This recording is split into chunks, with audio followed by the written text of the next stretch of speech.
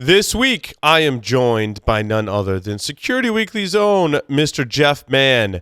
We're going to discuss evaluating security vendors at trade shows in preparation for the upcoming Black Hat Conference, and we've got a free little giveaway for our listeners today that is a useful tool. I hope it'll be a useful tool at trade shows for having conversations with vendors.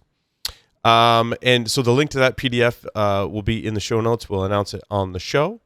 And then in the enterprise news, we'll cover an Ixia partnership, some F5 updates, Oracle, FireEye, Mimecast snaps up a security company, and more. All that and even more on this edition of Enterprise Security Weekly.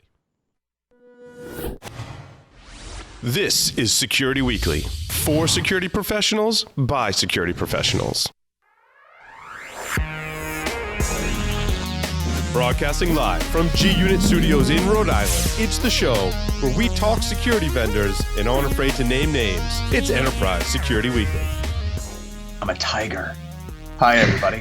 Welcome to Enterprise Security Weekly. I don't know how this is going to go because Paul's not here this week, but we're just going to give it a shot. Even if you've got experience in security, you can benefit from going to somewhere and learning about that bug again. Wearing my tactical turtleneck just for Mr. John Strand, who is on the lines via Skype. John, welcome to the program. I'm wearing the tactical fleece as well, Paul. This is Excellent. A fully, completely, and utterly tactical show. Improve the efficiency and effectiveness of your security operations with DF Labs security orchestration, automation, and response technology. Automate threat containment, orchestrate incident response, and measure operational performance with DF Labs in-command SOAR platform. Leverage your current security resources to minimize incident resolution time, maximize analyst efficiency, increase the number of incidents handled, and reduce overall risk. In-command SOAR acts as a force multiplier, enabling your security team to do more with less. Streamline the full incident response lifecycle automation process today. Keep your cybersecurity incidents under control with DF Labs. Visit dflabs.com/security weekly and request to see in-command SOAR live in action.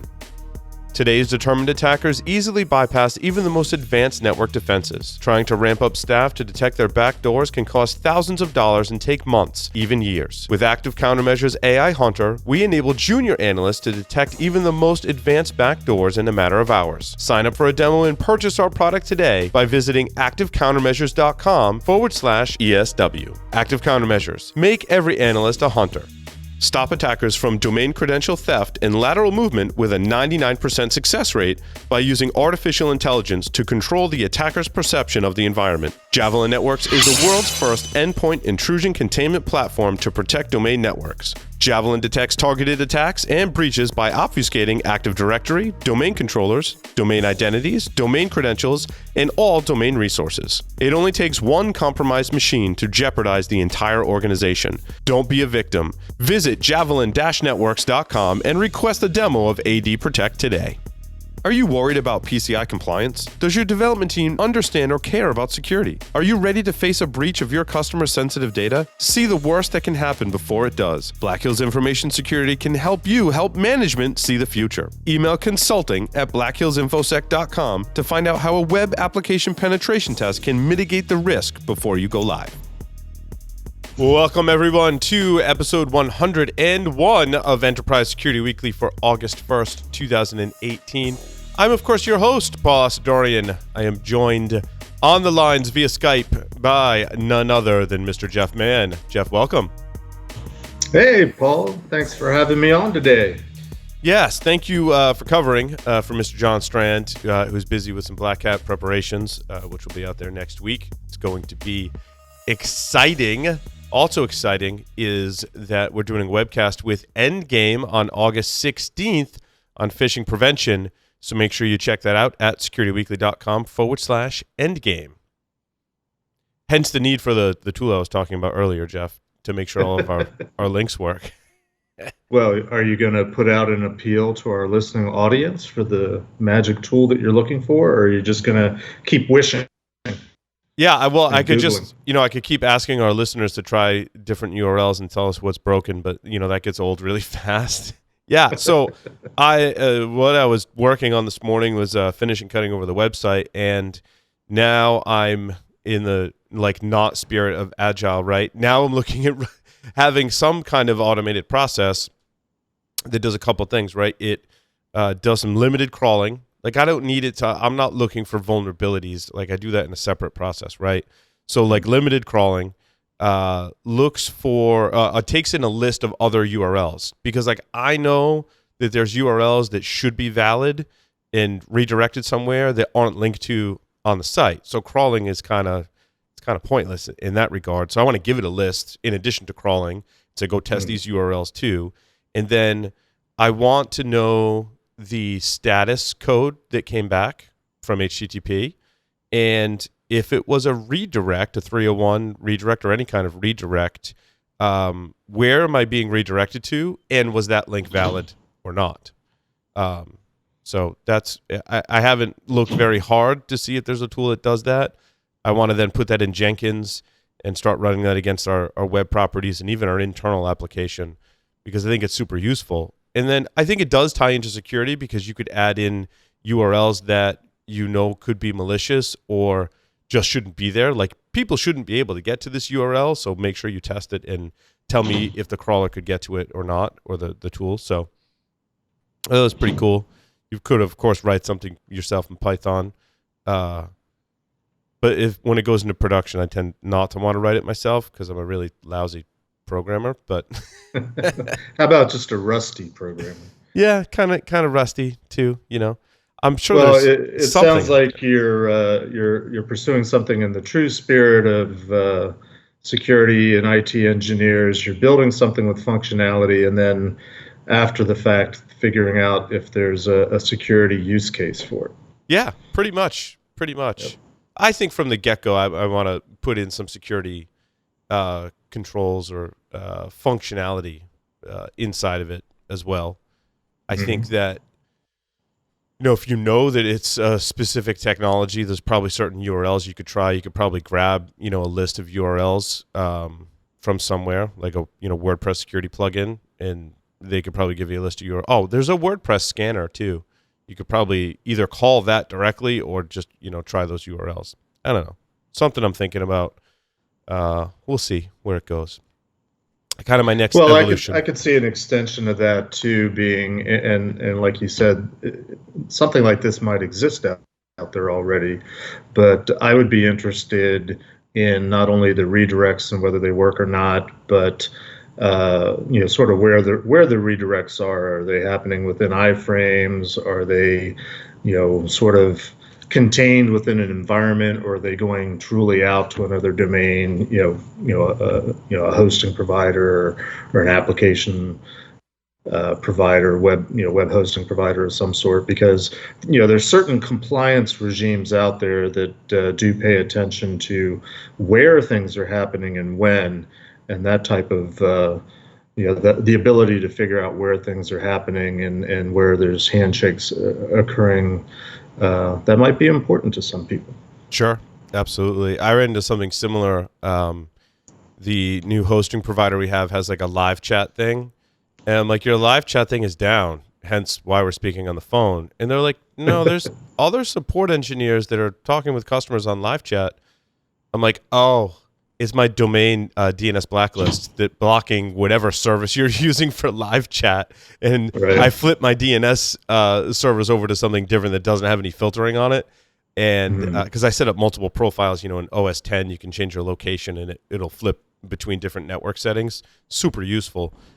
So I flipped it and then I'm like, oh, it does work. I'm like, that's totally my fault. Sorry about that. Oops. So today we are going to talk about evaluating security vendors at trade shows, which is exciting. We've talked about in numerous shows and episodes on the podcast network. We've talked about this topic. What I think makes this segment different is, one, we're heading to Black Hat. We're ourselves as Security Weekly. One of our roles we play is an analyst, essentially in the industry. So we'll be doing, in our analyst role, I think there's two different activities that we want to focus on, right? One is the more detailed briefing. So we've selected vendors both. So like, here's the kind of a not a secret, but here's what happens when you register as press for a conference, and the qualifications for what is deemed as press. Yeah, I mean, even though press is kind of a loose term that conferences use. I guess press access to a conference goes through various types of vetting processes, right? Well, and more often these days, they're generically calling it media. Media, sure. Yeah, I think that's better. Media, right? So if you're media at a conference, so there's different verifications we have to go through. Like some conferences are like, yeah, that's fine. Like your Security Weekly have a podcast, like you get media credentials, and usually you can attend for free. I think conferences do that, right? So they get exposure to the community and larger audience by having media attend their conference. The vetting process is different depending on where you're going. Black Hat is probably one of the more strict conferences that will qualify the media. In other words, when our media passes, we have to show that we have employees, that they work for the company, that they produce content on the show and provide a sample of work. And then once you get... and I think it was a recent sample too. Yes, yes. When I forget what month I got my media credentials for Black Hat, courtesy of Security Weekly, but they wanted to see something, I think, within the last 30 days. Yeah, absolutely. And then, so and my whole ethical thing too is if you have a podcast or a blog, or you work in media or have a dotted line to media, and you get accepted as media or press credentials to a conference, my belief is you should produce something for that conference, right? A blog post, a podcast. You should have some resulting content from that. I think the conferences should look for that. I mean, basically, you got to weed out people just going there to get a free pass, right? So once you do register as media or press, typically, and this again varies per conference, Black Hat is a huge one for this. I mean, we get on a mailing list, and then we get hundreds of requests from PR companies. Now, these are sometimes independent PR companies that are representing a security vendor. Sometimes, if the company's large enough, typically, they'll have a public relations department, and that department will reach out to you. And then we get to select what we want to do with all of those requests. Some we might invite to do a free interview in our trivia series. I mean, really, anyone's open to do a free interview in our trivia series that Doug White's developing questions for, which is super exciting. And, some we will do briefings with. So we'll do pretty much the way you would meet with an analyst. That's how we're approaching it now on Security Weekly, since we have several shows now that are covering various aspects of the community and industry relationship. We're taking on select briefings, which means we have to prepare questions and have some structure to it when we do those briefings. Now, the benefit of a security company doing a briefing, particularly with us, is when we talk about that vendor on the show, or maybe we haven't talked about them on the show, we can more accurately describe what they do, what their solutions they have in the state of their company, essentially. So we have questions, more specific questions than we're releasing today, to do those kind of more in-depth briefings, which can typically be 30 to 60 minutes to do a briefing. So that's one thing we're doing in our Pool Cabana. I believe only at Black Hat is where we're taking on those briefings. Now, we're also, using that list and, other lists that we've built internally from relationships we've formed over the years to do a paid series of interviews. So this is important for our listeners. You'll want to pay attention to this series, particularly if you listen to this show, probably Business Security Weekly, and you want to understand what vendors do. Some vendors have purchased, paid interviews where they get to talk a little more product, specific than normal. But it'll be in Security Weekly style, in a relaxed atmosphere. We'll talk about the problems and challenges that they solve and some unique ways to solve them. And, the product mentions usually at the end. So we'll be conducting those interviews as well with, again, vendors that we select. Myself and all the other hosts here at Security Weekly are the ones that make the decision, basically, who gets a briefing, who we should be approaching for a paid interview slot, and who we may want to invite for our trivia series, as all of these have limited availability. Jeff. Yeah, I wanted to point out, Paul, and maybe put it in the form of a question. Even if it's a vendor that's paying for a slot on Security Weekly or any of our various show formats, I think this is true to form, but I'll ask you for confirmation live on the air. But we don't take anybody just because they throw money at us. There's still a certain amount of vetting that goes on to warrant a company doing even a paid spot with us. Isn't that true, Paul? That is absolutely correct. We do screening calls with all potential sponsors. We get demos from many of our sponsors, especially if we don't have any hands-on experience or no one here on Security Weekly staff has ever touched or seen their product. Certainly, we have a demo. In fact, we have one of those scheduled this afternoon, a technical briefing/demo. And then we also like to talk to customers of that particular vendor, make sure it's actually solving problems for them. And oftentimes it works in reverse too. Oftentimes I will particularly go after a sponsor once someone, and especially multiple people, have said, hey, we purchased that product. It's working awesome for us. Like, it's solving our problems. We really like the vendor. It's a great relationship, good support, great technology. And no vendor's 100% perfect, right? We can't only have vendors that everyone says 100% perfect. Everyone has their issues. It's more important to me that if there are particular challenges with the vendor, that they've recognized them and are working to improve upon them. So we definitely look for that as well. So that's some insights into the vetting process that we have here at Security Weekly. So are there any sneak previews or highlights of companies that you're looking forward to interviewing next week in Vegas, or is this a big surprise and you have to wait for the reveal until we get there? Sure. And, we're going to be releasing all of our thoughts and opinions and content, based on what we're doing at Black Hat. And, certainly there's several companies that I'm interested in talking with. And if I, forget some, I'm not singling anyone out, just off the top of my head.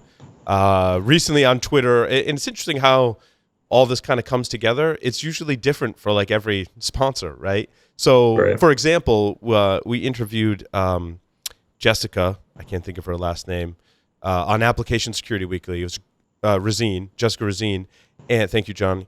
And she had actually mentioned that they're using a particular vendor's product and mentioned Sumo Logic. And so, on air, I didn't ask her a ton of questions. But off air, I was like, so, tell me, really, what do you think of it? And overall, it was very positive. She said, it solves problems at my job. That's awesome. We've covered them in the news, and their public relations person and I were talking on Twitter, so we'll likely do a briefing with Sumo Logic to learn more about them. We'll probably give them some information about us, and maybe it'll work out that there's a potential partnership happening between us as a result of that. So that's kind of that's a pretty good example of oftentimes how it starts the process, right? And then there are other companies that it's exciting because they're moving along in their journey from a startup and growing at a pretty rapid rate. I know Ben Johnson did an interview back when it was Startup Security Weekly, right? They did an interview. They were very early stage. They were still in almost a quiet period. They really couldn't talk about the technology that they were building. And, so when their PR request came across, I actually saw their PR company reached out to us through Black Hat. And I was like, yeah, I want to catch up with them. I want to see what they're up to. So, that's one that I was excited about. But, just because where they are in the company, I didn't have a lot of information. Hopefully they're further along. And hopefully, because I really like Ben and the whole company he's building, I think they're doing a great job. And so hopefully there's a potential, to work there together. At the very least, we get an update to see what they're up to, because it was on our radar that they're doing something innovative and cool based on a previous interview we had done with them. So that's how a couple of them have played out. So what I'm hearing is, ideally for our listening audiences that are employees of enterprise companies that may or may not be going to Black Hat, at least one resource that'll be coming down the road in not only next week, but it'll be available on our website, is some vetting or some in-depth discussions of various companies. Because one thing I was thinking about coming into this episode today, where we said we were going to be talking about how do you approach a conference like Black Hat to get the most out of it, and how do you question vendors. As we've been discussing so far, we're going into it, very differently than I think most people that are just coming from a particular company would go into it. I would have to think, and I haven't really been in this position in many years, but if I was going to Black Hat working for a company, and I would either want to just kind of run around and see what's new in general, or B, I would think probably more realistically or more likely would be, I've got a specific problem that I have that I don't have a good solution for right now, and I'm really looking to find a good workable solution. So, and if that's the case, then I guess my first question would be, in the form of advice, what's the best way to approach a conference like Black Hat to even just try to narrow the field of who do I want to talk to that I think might be in the ballpark of having a solution that might satisfy my current needs, rather than just kind of doing a shotgun approach. Sure. And this next statement is self-serving. I'll just putting that warning label out there. However, we just described our validation process, right, for our existing sponsors today. So I encourage our listeners, of course, again, it's self-serving, but they represent a list of companies that have gone through some level of validation and have worked with us and are still sponsors today.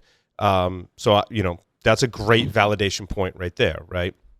And again, very self-serving. But I think that the larger conferences like Black Hat and RSA specifically, if you're taking the approach, and I've done this approach before, of just kind of milling around the vendor area and just talking to random people, I mean, it's got pluses and minuses, right? I mean, sure, you can do that. You may not talk to the right people. You may kind of waste your time doing that. But milling around, you may find a vendor you're like, I've never heard of them before. Like, what do they do? And be really impressed. You may find like a diamond in the rough, for lack of a better term, at the show floor, kind of approaching it the ad hoc way you described. So there's pluses and minuses to the ad hoc way.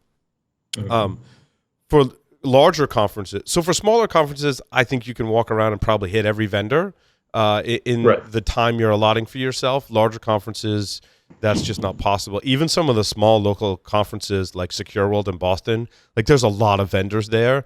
And so we've learned over the years that you need a strategy, right? And I think, Jeff, your point is great. If you know that you're replacing an existing solution, or you have a problem of which you don't have a solution, that you need to do a little bit of homework beforehand, right? You need to spend some time on Owler and Crunchbase.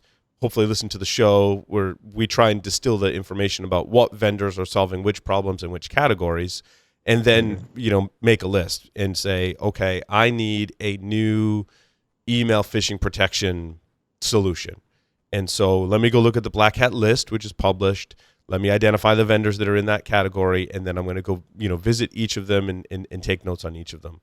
And that's similar to how we are approaching Black Hat. Obviously we do shop for security solutions for ourselves, but largely it's for figuring out which companies are representing their categories the best, and we'll divide and conquer in that vein. We also, and Jeff, you did this at RSA. Larger conferences, you got to be really strategic. And here's a tip for our listeners: you can go get the map of which vendor is where before you go, and then circle a geographic region in the vendor area and go, okay, I want to hit the this vendor, this vendor, this vendor in that area, and do the planning and mapping of that, because there's a lot. I've noticed in the years of Black Hat, certainly, that there's just so much ground to cover. I mean, last year, the more traditional security vendors were in one floor. Then you had to go to the second floor, and there was the Innovation City and a lot of the kind of like nonprofit booths that Black Hat had, and all great places to spend time. All three of those areas, right? But you gotta map out a strategy. Yeah, there's definitely pros and cons to both approaches, and I definitely agree that you should be intentional, and that means do your homework ahead of time, try to figure out what companies are there, and definitely sort of plot out a strategy of where you want to be and when. But I would also encourage you to reserve a little bit of time just for sort of wandering about, just to see what's new and what's out there, because old timers like me, it's very rare that you see anything that's like truly new or groundbreaking that you haven't seen some variation of 100 times before.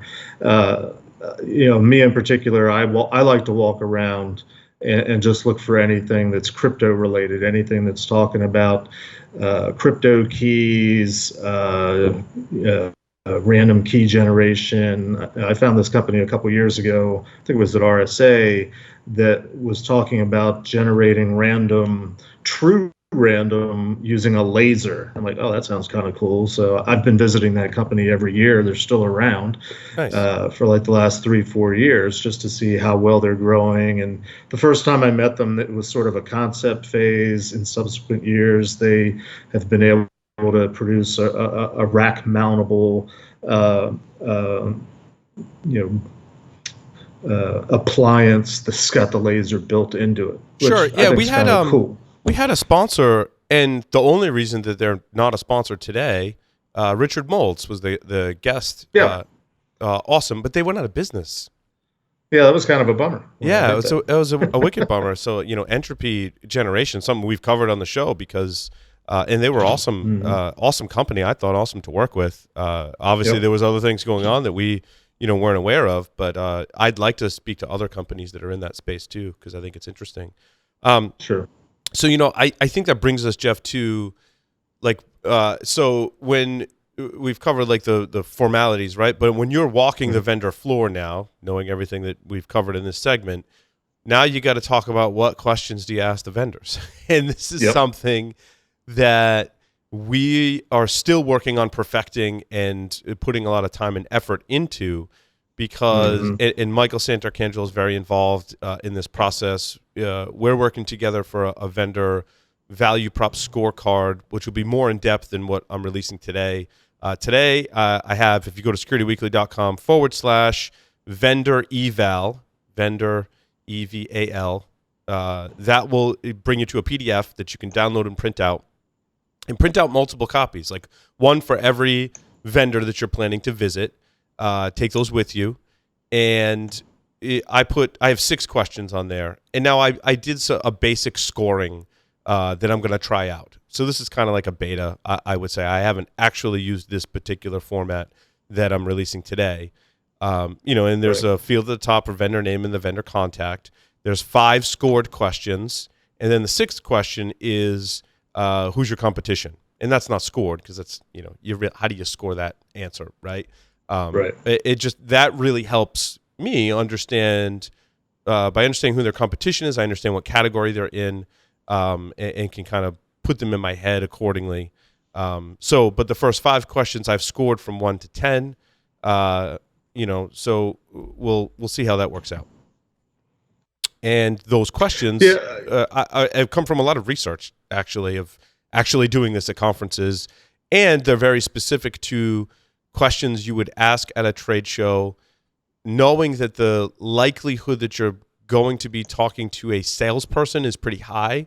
So they're very much geared to if you're talking to a salesperson or even product marketing person. I think these questions are appropriate for, as well as they're typically involved in the sales process. But that's an important point to bring out, though, because when I was first looking at the questions, I was going to say, there's sort of an art form to going to a booth and this is not meant to disparage any of the people that are working in the booth, whether in sales roles or product marketing roles or whatever, but there is a huge difference between actually having the opportunity to talk to one of the architects or one of the developers, or somebody that's working directly in the business and knows the product or the solution inside and out, versus the people that tend to be at the conference that you're going to be introduced to initially, that have just been sort of briefed on the high points. So I like how you're framing these questions in a way, like you said, that you're going to be able to have a conversation with whomever you encounter. Right. I think we're different because when we go to a booth, we want to get as quickly past that first line of defense. Sure. And get to the people that are really going to be able to talk into the weeds about what the product is about and what it does and doesn't do. And I think it's a great point, Jeff, because the answer to these questions may guide you and help you determine if you want to stick around and ask those technical questions or move on to the next one. And that's kind of how I use it. If I like the answers to a certain degree of these initial 5 questions, then I typically ask a technical question, depending on who it is. And most of the time, they're like, let me go find someone technical for you to talk to. And that's kind of the next step. Then I can ask my technical questions. Sometimes I'll just ask them flat out, like, hey, I have some technical questions. Like, can you, do you have someone in the booth who, is working on the product? I'd love to chat with them. And I can't do that with every vendor. Most people can anyway, just because of time, constraints. You want to go to talks and, hang out with your friends, and there's great value in that as well. There's the cabana to get to. To get to, exactly. You got to go to dinner and stuff like that. You got to eat, So yeah, I think that's a kind of a great segue from the the 5 questions.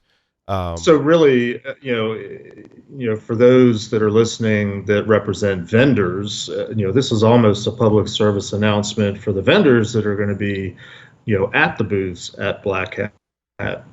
Make sure that your people are prepped on these types of questions, that they should be able to have a conversation or have some talking points about these types of questions. Yeah, and the questions are ones we've talked about on the show in the past. So, just to list out the 5 questions for the audience, it's the first one: what problem do you solve? Right now, I may phrase that a little differently. What problems or challenges do you solve for your customers? That can be a tough one to lead in with. But I still have it first because I think it's really important. The next question is a little technical, but I want to know at a high level, how is your product implemented? Is it, you were just talking before about a vendor, is it an appliance? Is it in the cloud? Is it an agent? How does it fit together? And Adrian Santabria is the person who actually pushed this question up to number 2, because it was something that I struggled with. If I went through a bunch of other questions before I asked how it was implemented, you get lost, right? You're because your brain just is well, how does this get into my network and organization, right? So I like asking that question early on. I think Adrian has a valid point and deserves credit, for that. So that's question number 2. Well, and of course, all of these questions can lead into other related questions. I mean, you can go branch out from any one of these questions. The company that I'm working for now, we're actually looking, maybe I shouldn't mention specifically what solution we're looking for. We're looking at a solution, and we're a consulting arm of an IT services company, so there's a separate IT security group, but they have, we have their ear since we're security people, and we're allowed to weigh in on a purchase decision, and they've gone through some sort of vetting process and narrowed it down to 3 different vendors. So sort of similar to what we're saying about doing the homework. Know who you want to talk to going into a conference. Let's say I'm going to go to Black Hat next week, and I want to seek out these 3 vendors. I think then one of the biggest questions to ask is, number 2 is, how does it work? How are you implementing it, or are you implementing it in more than one way? Is there a cloud version? Is there an on-premise version? And then the immediate questions after that, which I would like to think vendors can speak to. Let's say I don't know any better. I don't know that on-premise is good or bad for whatever reason, or cloud is good or bad for whatever reason. You tell me why your solution is better because it's a cloud offering, Right. and here are the reasons why, that type of thing. I would love to get into that type of discussion, because I think number two, I would agree with Adrian, especially in this day and age where there's so much migration to cloud and virtual and containers and Dockers. People barely understand what all that is anyway, so you better be able to speak to the pros and cons of why your solution is better suited for particular environments. Yeah, absolutely. And so the next question is, how does your solution solve the problems for customers? Which is different from, you got to define the problem you solve. You got to tell me, like, at a high level, how do I get it in my environment? And then, like, how do you actually solve the problem? Like, what are some of the things you do that help customers solve the problem? And then, number 4, what are your differentiators, or really your primary differentiator? Like, so you probably have competition in the market today, whether it's another vendor or, maybe some other process, or, competition is a broad kind of term. I also sometimes frame it like, so what's your primary differentiator, or the feature in your product that typically closes the sales deal, right? And again, that's tailored to salespeople being there. I like to ask, like, okay, if you've been working in sales and you still have a job, likely you've sold something. I mean, maybe they're a new salesperson and they haven't yet, and that's okay. But if you have closed a deal, like, what if your customer said was the reason they chose you? That's an important thing to know. And in early stage companies, sometimes it's actually different from maybe the original problem they were solving. And so there's a lot of cool things that can be derived from asking them, so when your customers purchase it, like, what closed the deal for you? I think that's also different. The other question that's not on here is where I typically segue is, okay, so once the customers had it for some time, what do they report back as the thing they like the best? Which can be different from maybe the reason they bought it. Maybe it's the same, maybe not. Or maybe there's just more detail as to, like, we bought this vendor because of X, and then when we did X, like, holy crap, that was awesome, right? What's interesting here is, and I'm sure this is intentional, but there is a certain reality in this business, in that sometimes the decisions come down to I'm thinking two things. One is, and what I'm beating around the bush on, is how much does it cost? And in that sense, it's the initial price, it's the setup costs, it's maintenance fees, it's renewals. Is it, pay up front? Is it a subscription basis these days? And the reality is, very often it comes down to cost, and very often companies, especially, people, our listening audience, they might love a product, but their bosses are going to choose the other one because it was X cheaper. Right.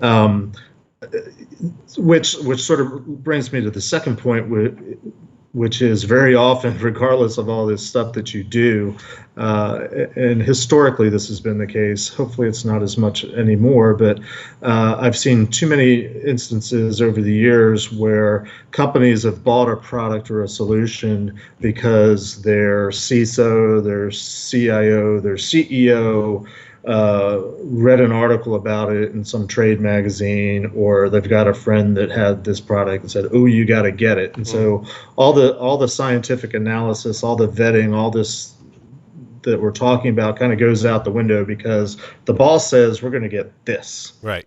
Yeah, that happens. Certainly, referrals like that.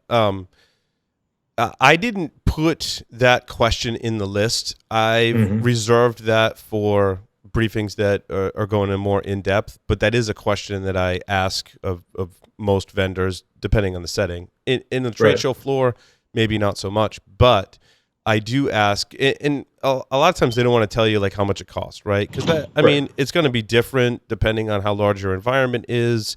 A lot of vendors don't like to give out, like, exactly what the costs are for a host of reasons, but I can always ask them, So how do you package it, right? Like, how do I buy it? You don't have to tell me what it costs, but do I pay per agent? Do I pay per log entry? Do I pay based on bandwidth? Like, how do you package your product? And so you usually almost always get an answer for that. I'm sorry, and you can even ask ask the question, how do you stack up price wise with your competition? You've which is, I think, the next question, who are your competitors, or it's that last question that's not scored. But you can also frame that question in terms of, where do you stand in comparison? And that's where, especially if there's salespeople, they're going to say, oh, well, those guys price it this way, we price it this way, and that's so much better for you because X, Y, and Z. So you don't have to know the exact dollar amount cost, but like you said, you can sort of get an idea of what their pricing structure is, and it's got enterprise in the name of the product anyway, so it's going to be probably a significant investment regardless of what the what the product is and what the pricing structure is. Right. So again, you can go to securityweekly.com/vendor eval, download the PDF. I'll tell you what, I'll also have copies of this blank, not filled out copies at the Pool Cabana. So we'll get a bunch of those printed up. Sam's probably cringing now that I'm saying that on air right now. Shrink them to like half sheet size and get 2 per page. Right. Or something. I guess, you know what? We could print them front and back, and then you could get 2 vendors out of 1 sheet. That's actually a good idea. There you go. Jeff. So yeah, we'll have some extra copies there. Even if we gotta run somewhere and get them printed up or something. We'll have copies at our Pool Cabana, which is just more incentive for you to come visit us at the Pool Cabana. So, if you're listening to this on the way to Black Hat and you're like, oh, I wish I had printed out a bunch of those, we'll have some extra copies for you to come pick up at the Pool Cabana, which would be good. Cool. Alrighty. Well, with that, we will take a short break, come back with the enterprise security news. So stay tuned.